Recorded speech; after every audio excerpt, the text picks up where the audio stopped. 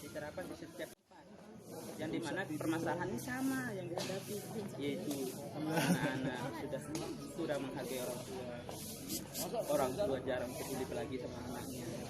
Terus ketika berkumpul pun juga tujuannya sudah lain lagi, bukan tujuan karena untuk memang menghadiri kumpul itu. Bahkan pada saat kita berkumpul pun bukan lagi kita menghargai orang lain, melainkan kita senang bermain HP dan sebagainya.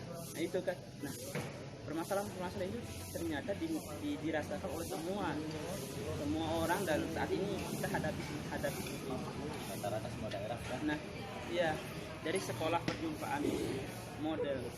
Kenapa dinamakan sekolah perjumpaan? Bukan sekolah perjumpaan itu pasti pertama kali yang muncul gimana sih gedungnya, lokasinya di mana, pasti begitu kan? Atau bagaimana?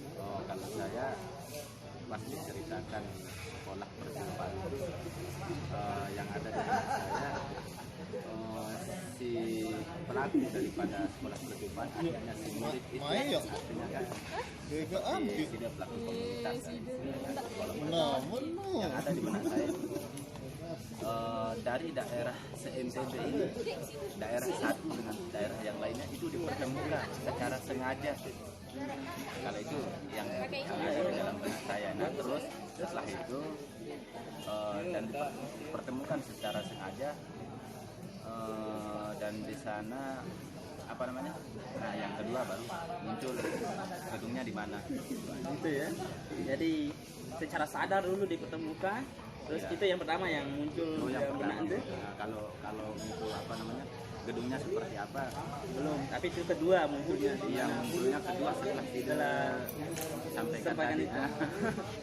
Iya, jadi sebenarnya sekolah perjumpaan itu mengarah ke yang pertama itu, Pak. Jadi bukan mengarah yang kedua itu, yang gedung yang saya ceritakan tadi itu. Jadi sekolah yang dimaksud bukan gedungnya, bukan kurikulumnya, tapi sekolah yang dimaksud itu adalah tempat kita mempraktikkan sesuatu. Nah namanya sekolah, kita kan tempat untuk belajar. Jadi kalau tempat belajar kan di mana saja sebenarnya tempat kita belajar. Nah kenapa perjumpaan? Karena kita selalu, setiap manusia ini tidak pernah bisa berhindar dari berjumpa dengan siapapun. Nah jadi pada saat kita berjumpa, maka kita harus sekolah. Kan kita tempat kita belajar kan di perjumpaan itu. Nah pertanyaannya, apa yang disekolahkan? Itulah yang kami terus praktekkan bersama. Ternyata yang disekolahkan di sini adalah kami bagaimana mensekolahkan hati kami, dan bagaimana kami mensekolahkan bahasa kami yang kami pakai, yang dimana itu dibahasakan secara sadar. Dan karena begini, sama kayak gini, saat ini kan saya berjumpa dengan Pak Muslim, dan ini baru, karena apalagi saya orang Bima, dia orang Lombok, pasti berperasaan ini orang Bima begini pasti timbul prasangka yang lain. Nah maksud saya prasangka mungkin ada yang baiknya, terus ada kadang-kadang ada yang buruknya diambil dan sebagainya. Yang saya cenderung ke bahasa ya, bahasa. Nah, jadi kami di situ belajar bagaimana kami menggunakan bahasa sesuai dengan perasaan kami. Jadi kami bagaimana belajar bahasa yang selalu positif, dengan perasaan juga positif. Sama selama ini yang sering terjadi itu kita bilang selamat ya, tapi hati kita ini nggak mengatakan selamat pada orang itu, bahkan mengatakan dia duluan kan jarang begitu.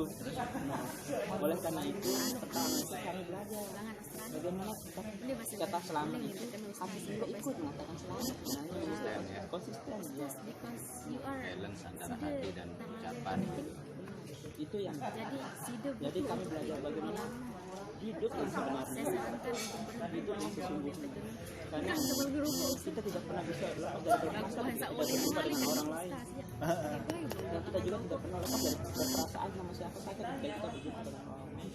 Nah, makanya itulah dua komponen itulah yang kami terus lakukan. Nah bagaimana cara melatihnya?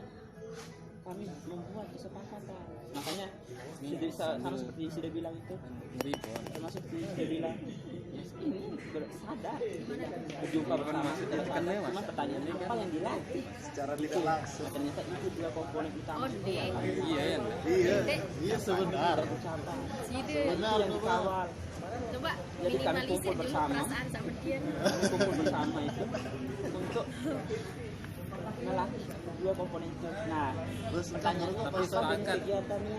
Bye masih. Jenis kegiatan Barangkah mereka kami profesor. bisa belajar tentang pelajaran sekolah. Harap dengan Bagi kami yang masih Baca. kuliah bahaya merokok.